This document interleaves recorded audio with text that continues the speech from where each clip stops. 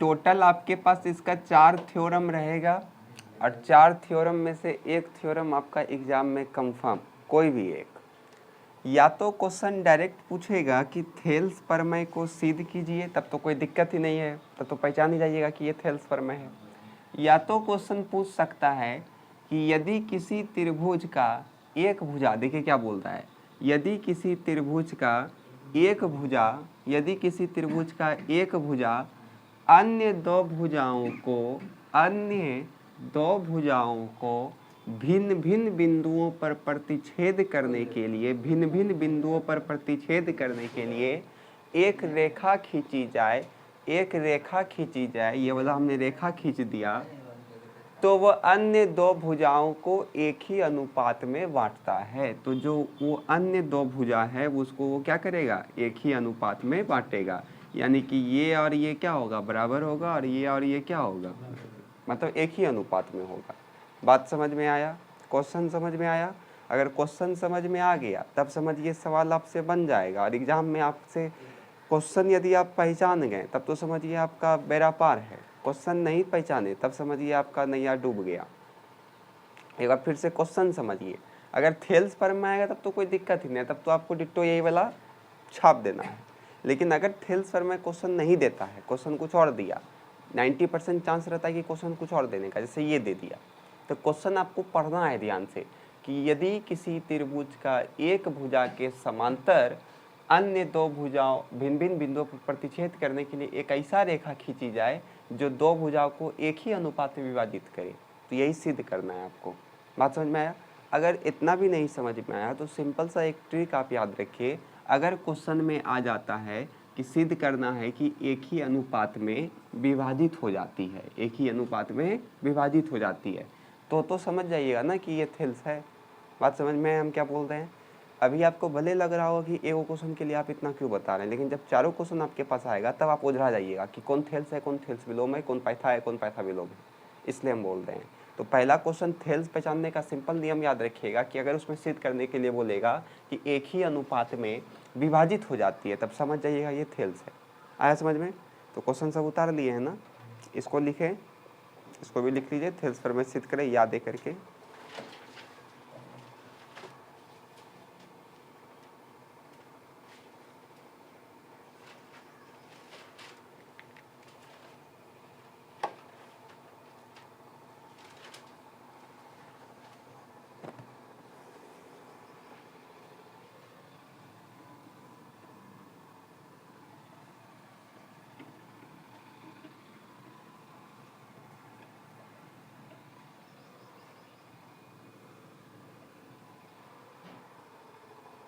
चलिए ध्यान से समझा जाए इसको। अब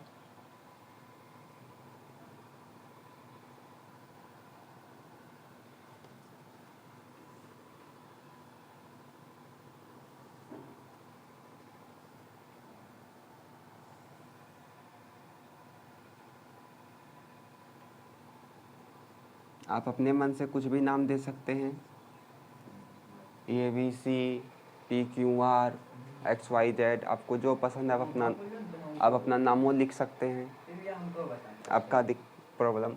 देखिए सबसे पहले आपने क्या किया, ABC एक त्रिभुज खींचा जिसमें एक भुजा के अन्य, हम जब एक समांतर भुजा खींचते हैं तो वो क्या करता है, इस दोनों को कितना अनुपात में बांट दिया, समान अनुपात में बांट दिया। तो इसको भी कुछ मान लीजिए, तो ABC इसको हम मान लेते हैं D, इसको हम मान लेते हैं E।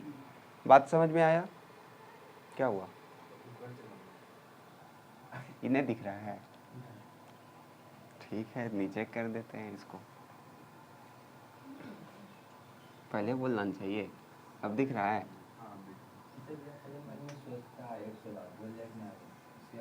अच्छा चलिए, इसको हम लोग क्या मान लेते हैं, ABC, और एक समांतर जैसे हमने खींचा तो इसको हमने मान लिया D और E। यहाँ तक में किसी को कोई दिक्कत है? जहाँ दिक्कत होगा बोलिएगा। अब सबसे पहले हम लोग इसमें लिखेंगे कि माना कि ABC एक त्रिभुज है, माना कि ABC एक त्रिभुज है, कोई दिक्कत? देखिए आपको इसमें दिया हुआ है ना कि BC समांतर है DE के। क्वेश्चन अगर आप ध्यान से पढ़िएगा तो उसमें दिया हुआ है कि एक भुजा के समांतर दूसरा भुजा जब हम खींचेंगे तो वो अन्य दो भुजा को समान अनुपात में विभाजित करेगा। तो दिया हुआ है यानी कि BC जो है वो समांतर किसके है? DE के। BC समांतर किसके है? DE के। बात समझ में आया? समांतर समझते हैं ना? ठीक। सिद्ध करना है, क्या सिद्ध करना है हमको?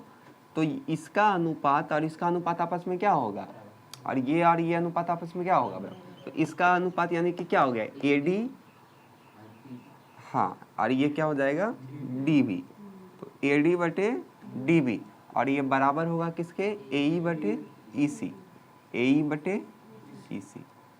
बात समझ में आया? यहाँ तक में किसी को कोई दिक्कत है? अब एक आप रचना कर लीजिए थोड़ा सा। क्या रचना हम करेंगे? तो आपको क्या करना है, D से आप एक लंब खींचिए AE पे, उसी प्रकार से E से आप एक लंब खींचिए AB पे।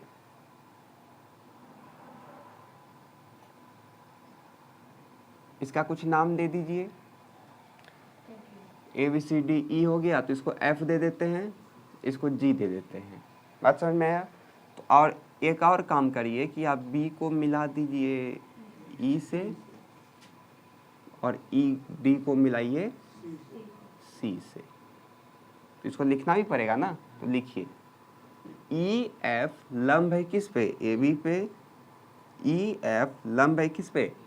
AB पे, तथा उसी प्रकार से DG लंब है किस पे? AC पे। DG लंब है किस पे? AC पे। और आपने क्या किया? तो B को E से और C को D से मिलाया, B को E से तथा D को C से मिलाया। यहाँ तक मेरा ताम झाम खत्म हो गया। अब हम लोग मेन पे आते हैं, प्रमाण में। तो यहाँ तक में तो किसी को कष्ट नहीं होना चाहिए कि कैसे क्या आ गया। अब आइए प्रमाण।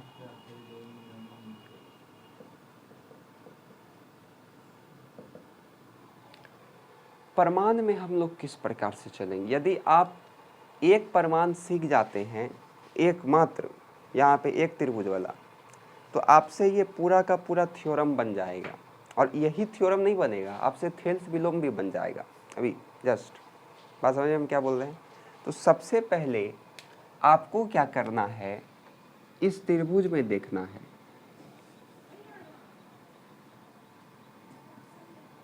कुछ इस प्रकार से है मेरे पास त्रिभुज ABCDEF और G। ठीक है, तो एक बार आपको क्या करना है, ऊपर वाला त्रिभुज लेना है, और एक बार आपको इधर वाला त्रिभुज लेना है। हम क्या बोलते थे, समझिएगा। एक बार आपको ये ऊपर वाला त्रिभुज लेना है, ये पूरा, और एक बार आपको इधर वाला त्रिभुज ले लेना है, ये जो है एक साइड का। अब समझ आए क्या बोले हम? ठीक है यहाँ तक में? तो ऊपर वाला त्रिभुज का नाम क्या है बताइए?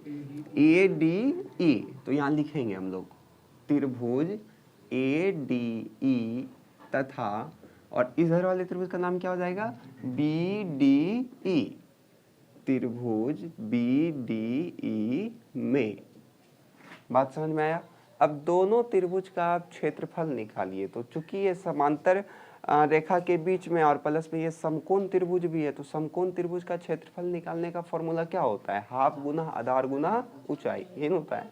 तो लिखेंगे हम लोग दोनों त्रिभुज का क्षेत्रफल में कि एरिया ऑफ त्रिभुज ADE बराबर, फॉर्मूला क्या होता है? हाफ गुना, साइड में फॉर्मूला हम लोग लिख लेते हैं, ठीक है। समकोण त्रिभुज का क्षेत्रफल बराबर क्या होता है? हाफ गुना आधार गुना ऊंचाई, ठीक है।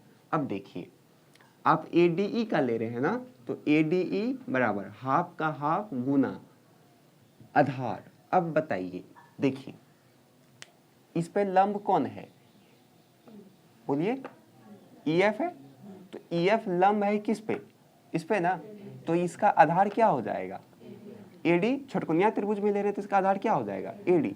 बात समझ में आ रहा है ना। देखिए यहाँ लंब इस तरह है ना, ये इस पे है, क्या है ये, एफ है ना, ठीक। अब देखिए हमको त्रिभुज लिए है यहाँ पे एडीई, यानी कि हमने इसको लिया है एडीई, ये वाला त्रिभुज, ये। अब एक बात बताइए आप, जैसे हमने इस त्रिभुज को यहाँ लिखा, तो चूंकि फॉर्मूला हमने लगाया है हाफ गुना आधार गुना ऊंचाई, तो हाफ का हाफ हमने लिखा। आधार का काम कौन करता है, तो जिसके ऊपर में लंब रहता है वही ना आधार होता है। तो ये लंब किसके ऊपर में है, एडी के ऊपर में, इसलिए हमने यहाँ पे क्या लिख देना है, एडी। बात समझ में आया। फिर ऊंचाई, ऊंचाई मतलब लंब होता है, तो इसमें ऊंचाई कौन है बताइए, तो ईएफ है। बात समझ में आया ना, तो इसका क्या हो जाएगा यहाँ पे, ईएफ। अब फिर से आप दूसरे वाले त्रिभुज में चलिए, तो एरिया निकालिए, एरिया ऑफ त्रिभुज BDE बराबर हाफ का हाफ गुना। अब आप बात समझिएगा, अब हम आ गए ये वाला त्रिभुज में, ये है ना, क्या नाम है इसका, BDE। अब इसमें बताइए, हाफ का तो हाफ हमने लिख दिया, आधार का काम इसमें कौन कर रहा है बताइए, तो कौन, DB। आधार का काम कौन कर रहा है, DB। तो आधार इसका क्या हो जाएगा, DB गुना ऊंचाई का काम कौन कर रहा है। तो यहाँ पे आप एक बात याद रखिएगा, क्या नहीं, पहले समझिए, नहीं गलत बोल रहे हैं। ये त्रिभुज और ये त्रिभुज दोनों का देखिए आधार सेम है, मतलब दो समांतर रेखा के बीच में स्थित है, इसलिए दोनों का जो लंब होगा वो भी समान होगा। अगर इसका आधार हमने DB लिया है तो कोई बात नहीं, लेकिन इसका आधार आपको क्या लेना पड़ेगा, EF लेना पड़ेगा। हम क्या बोल रहे हैं समझ में आ रहा है। ऐसा इसलिए क्योंकि दोनों त्रिभुज जो है वो समांतर रेखा के मध्य में है। बात समझ में आया। इसलिए हमको इसका ऊंचाई क्या लेना पड़ेगा, EF लेना पड़ेगा। बात समझ में आया हम क्या बोलना चाह रहे हैं, दिक्कत है। अब आप दोनों को अनुपात से भाग दे दीजिए, दोनों को भाग देने पर दीजिए भाग, क्या हो जाएगा, एरिया ऑफ त्रिभुज ADE भाग दे दीजिए एरिया ऑफ त्रिभुज BDE हाफ गुना AD गुना EF, उसी प्रकार से हाफ गुना DB गुना EF। बोलिए बात समझ में आया। अब देखिए एरिया ऑफ त्रिभुज ADE, एरिया ऑफ त्रिभुज BDE, ये हाफ हाफ खत्म, ये AD BD बच गया, AD और DB बच गया, ये तो खत्म ही हो गया ना। बस इसको आप समीकरण फर्स्ट मान लीजिए। बोलिए यहाँ तक समझने में किसी को कोई दिक्कत है कि दिक्कत ही दिक्कत है, क्लियर है डाउट यहाँ पे। अगर है डाउट तो बोलिए, नहीं किसी को डाउट नहीं है, चलिए बहुत बढ़िया बात है। तो यहाँ तक में किसी को कोई दिक्कत। अब एक बार आप फिर से चलिए, एक बार फिर से आप उसी त्रिभुज को लीजिए, लेकिन आप इधर वाले को छोड़ करके उधर वाले को अब ले लीजिए। तो इसको ध्यान, अरे तो इसको ध्यान से समझिएगा, पहले समझिए, पहले समझिए। देखिए अब इधर वाला हमको लेना है,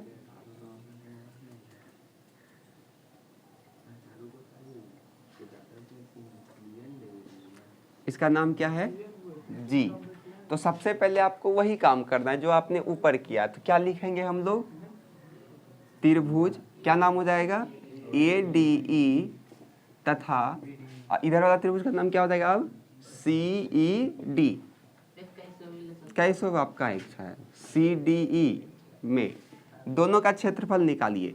तो एरिया ऑफ त्रिभुज ADE बराबर वही हो जाएगा ना, हाफ गुना आधार। अब बताइए तो इसमें आधार का काम कौन करेगा, AE करेगा, क्योंकि अब ये उधर लंब चला गया ना, तो इसका आधार का काम कौन कर दिया, AE कर दिया। बताइए तो ऊंचाई का काम इसमें कौन कर रहा है, DG। बहुत अच्छा। उसी प्रकार से अब दूसरा त्रिभुज का क्षेत्रफल निकालेंगे हम लोग। तो CDE हाफ का हाफ गुना, बताइए ये CDE में आधार का काम कौन कर रहा है, EC कर रहा है। तो यहाँ पे हम लोग क्या लिखेंगे, EC। ऊंचाई का काम इसमें कौन करेगा, बहुत अच्छा, DG। जिस प्रकार से उसमें हम लोग चले थे। अब दोनों को क्या करेंगे, भाग दे देंगे। दोनों को भाग देने पर तो देखिए क्या हो जाएगा, एरिया ऑफ त्रिभुज ADE डायरेक्ट कर देते हैं, एरिया ऑफ त्रिभुज CDE बराबर, ये हाफ हाफ तो कट ही जाएगा ना, बचेगा क्या AE बटे EC, ये तो कट ही गया। इसको समीकरण 2 अभी नहीं मानना है। तो यहाँ तक में किसी को कोई दिक्कत है? अगर है तो बोलिए, नहीं है तो बहुत अच्छा।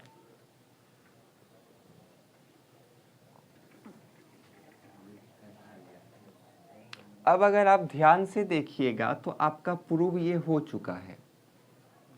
जैसे देखिए समीकरण फर्स्ट में आपका ADDB आ गया है और आपको सिद्ध भी करना था ADDB। समीकरण सेकंड जिसको हम आगे मानने वाले हैं उसमें भी देखिए AEEC आ गया है, इसमें भी AEEC है। तो यहाँ तक में किसी को तो कोई दिक्कत नहीं होगा।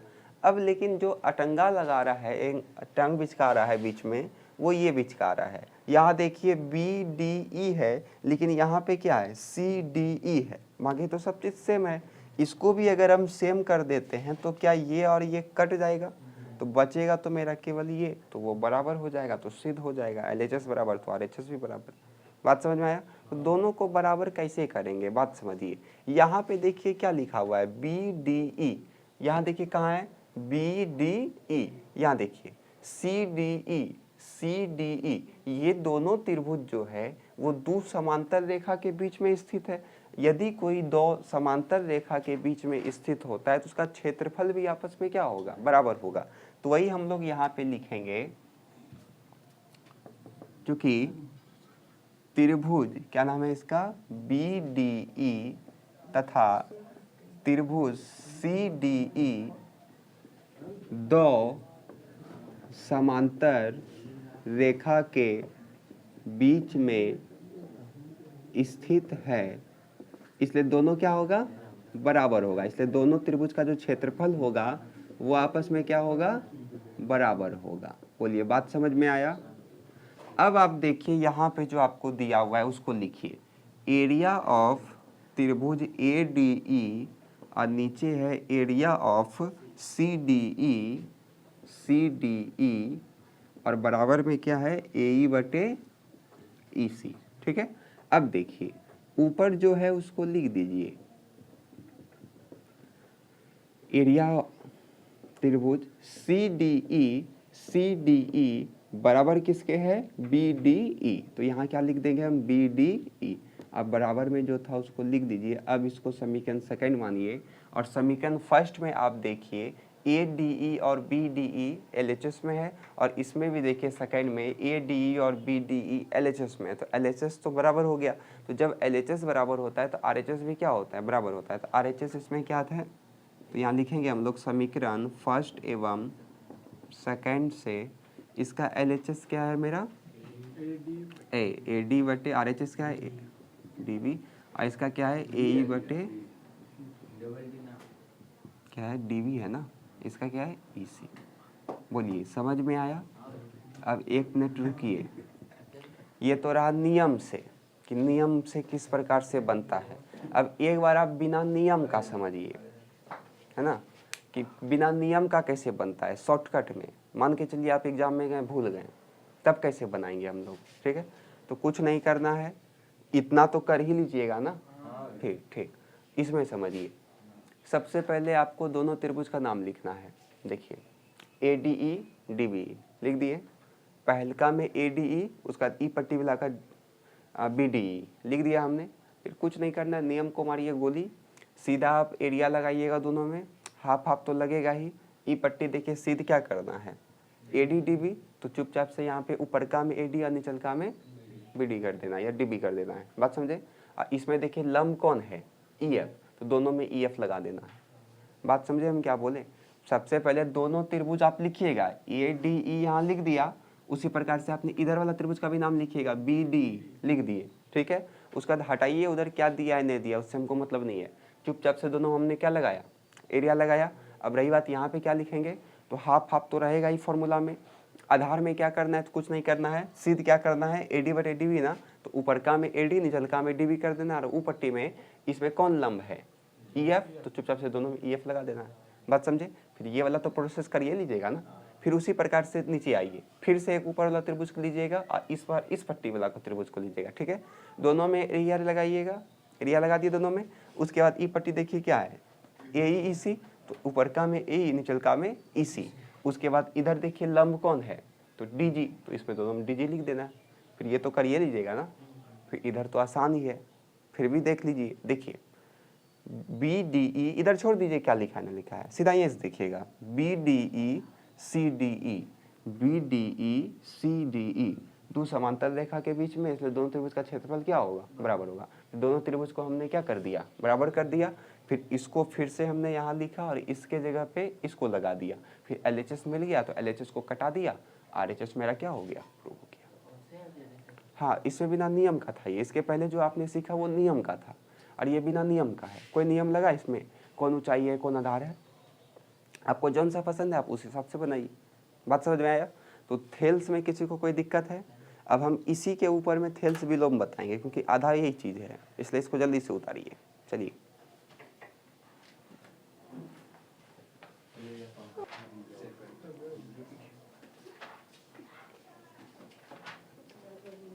थेल्स वाला उतार लिया ना सब। देखिए थेल्स विलोम भी इसी तरह बनेगा, तो हम इसी में बता देते हैं, आपको समझ जाइएगा। क्वेश्चन हम यहाँ पे थेल्स विलोम का लिख दिए हैं कि सिद्ध कीजिए यदि एक रेखा किसी त्रिभुज की दो भुजाओं को एक ही अनुपात में विभाजित करे। अब देखिए यहाँ पे विभाजित करे मतलब कर दिया है वो विभाजित। यदि कोई एक रेखा किसी त्रिभुज के दो भुजाओं को एक ही अनुपात में विभाजित करे, यानी कि वो कर दिया है, तो वह तीसरी भुजा के समांतर होगा। तो ये आपको सिद्ध करना है कि तो वह तीसरी भुजा के समांतर होगा। क्या हुआ, ये इसी में क्वेश्चन आ सकता है कि थेल्स विलोम को क्या करिए, सिद्ध करिए। बात समझ में आया। तो अब क्वेश्चन पहचानने का नियम इसमें याद रखिएगा, जहां पे आ जाएगा कि तीसरी भुजा के समांतर होगा सिद्ध करिए, तो आप समझ जाइएगा ये कौन सा प्रमेय है, थेल्स विलोम प्रमेय है। बात समझ में आया। तो कुछ नहीं करना है, सब चीज सेम है, बस थोड़ा सा लास्ट में जाकर के चेंज हो जाएगा। क्या, तो देखिए यहाँ पे तो ये चीज हमको सिद्ध ही करना है ना, और ये बोला जा रहा है कि दो भुजा को एक ही अनुपात में बांटता है। तो एक ही अनुपात में बांटता है तो किस में बांट दिया ये, यानी कि हमको दिया हुआ है, क्या दिया हुआ है, AD बटे DB, ये हमको दिया है क्वेश्चन में, और ये बराबर होगा किसके, AE बटे EC। सिद्ध क्या करना है, तो ये BC जो है वो समांतर किसके है, DE के। BC जो है वो समांतर किसके है, DE के। बस बात समझ में आया। इधर जो हमने चेंज किया उसमें किसी को कोई दिक्कत है।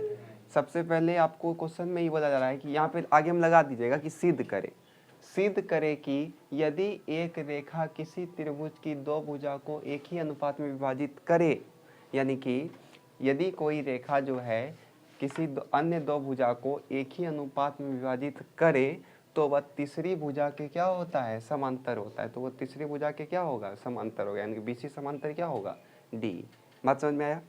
सेम चलिएगा, इधर भी आपको सेम आना है पूरा यहाँ तक, ठीक है। अब यहाँ से चेंज होगा, यहाँ से देखिए है ना, थेल्स की तरह ही सबसे थेल्स ही है। हाँ देखिए, अब आप ध्यान से देखिए, यहाँ पे जो हमने लिखा है एरिया ऑफ, इधर लिख देते हैं, एरिया ऑफ त्रिभुज ADE और नीचे है एरिया ऑफ त्रिभुज CD बराबर, देखिए AEC किसके बराबर है, AD बटे DB के। तो यहाँ लिखेंगे हम लोग AD बटे DB, इसको समीकरण 2 मान लीजिए। ऐसा क्यों हुआ, क्योंकि हमको दिया है, क्या दिया है हमको, तो AD बटे DB जो है वो बराबर किसके है, AE बटे EC के। इसको थोड़ा बड़ा लिख लीजिएगा। बोलिए आया समझ में, आप लिख लीजिएगा उसको। ये कैसे आया ये समझ में आया ना, क्योंकि AE बटे EC ये बराबर किसके है, तो AD बटे DB, इसलिए हमने यहाँ पे लगा दिया। हाँ कौन, ये E है ये। बात समझ में आया यहाँ तक में, किसी को कोई दिक्कत। अब आप देखिए समीकरण फर्स्ट और समीकरण 2 में देखिए RHS मेरा सेम है, तो RHS सेम है तो क्या LHS सेम नहीं होगा? बिल्कुल होगा। तो RHS को सेम कर दीजिए LHS को। तो इसमें क्या है, पहले ये लिखिए समीकरण फर्स्ट एवं सेकेंड से क्या हो जाएगा, त्रिभुज एरिया ऑफ त्रिभुज ADE और नीचे है एरिया ऑफ त्रिभुज BDE, इधर क्या है एरिया ऑफ त्रिभुज ADE और एरिया ऑफ त्रिभुज CDE। बोलिए बात समझ में आया? अब आप देखिए BDE और CDE, BDE और CDE यहाँ पे क्या चीज़ बराबर है? क्षेत्रफल। तो जब दो त्रिभुज का क्षेत्रफल आपस में बराबर है और दोनों एक ही आधार पे स्थित है तो इसका मतलब वो दो समांतर रेखा के बीच में होगा। इससे मेरा सिद्ध हो गया। तो यही लाइन हमको यहाँ लिखना है कि त्रिभुज BDE तथा त्रिभुज CDE का क्षेत्रफल आपस में बराबर है तथा एक ही आधार DE पर स्थित है, इसलिए जो मेरा DE है या फिर BC जो है वो समांतर किसके हो जाएगा? DE के। बोलिए बात समझ में आया? ये प्रूव हो गया। थेल्स विलोम खत्म और पैथा पैथा कराएंगे, पैथा और पैथा विलोम, फिर वो भी खत्म हो जाएगा। क्या पता इस बार पूछ दे एग्जाम में, कोई गारंटी नहीं कि पूछबे करेगा क्योंकि 2 साल से पूछा नहीं है, हो सकता है इस बार पूछ दे। बात समझ में आया? किसी को कोई दिक्कत यहाँ तक में? चलिए फटाफट इसको उतार लीजिए।